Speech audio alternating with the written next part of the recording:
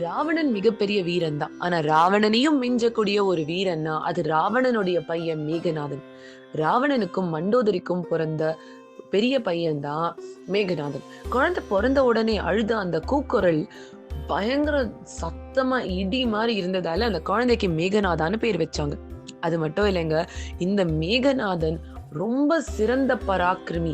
எல்லா விஷயத்திலயுமே அவங்களுக்கு அதீதமான நாலேட்ஜ் இருந்ததுங்க. ஞானம் அப்படியே ரொம்பி வழிஞ்சது. அந்த அளவுக்கு மேதாவியான ஒரு மனுஷன்.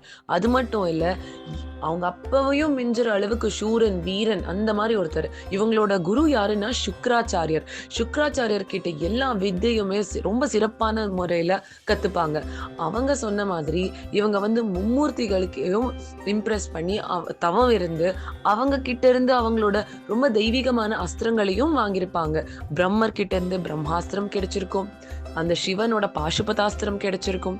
அது மட்டும் இல்லாம விஷ்ணுவோட வைஷ்ணவாஸ்திரம் கூட கிடைச்சிருக்கு இந்திரஜித் கிட்ட. இது மட்டும் இல்லைங்க, ஒரு முறை ராவணனுக்கும் அந்த தேவாதி தேவர்கள் இந்திரன் இவங்க எல்லாருக்குமே பயங்கர சண்டை நடக்கும். இந்த சண்டையில ராவணனை வந்து இந்திரன் கேப்சர் பண்ணி அவங்கள வந்து ஜெயில போட்டுருவாங்க.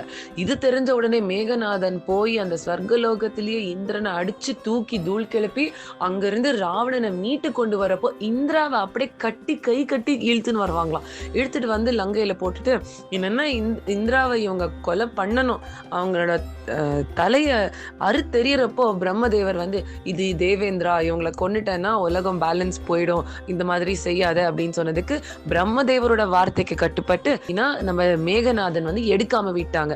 இதனாலதான் இவங்களுக்கு பிரம்மாவே வந்து இந்திரஜித் அப்படின்னு பேர் வச்சாங்க. இந்திரஜித் அப்படின்னா இந்திரனிய வென்றவன் அப்படின்னு அர்த்தங்க. இப்பேற்பட்ட வீரனுக்கு மரணம் நேரிட்டுதுங்க. அது எப்படின்னு நாளைக்கு சொல்றேன். இந்த மாதிரி விஷயங்க உங்களுக்கு பிடிச்சிருந்ததுன்னா நம்ம சேனலை சப்ஸ்கிரைப் பண்ணுங்க, ஷேர் பண்ணுங்க, என்ஜாய் பண்ணுங்க.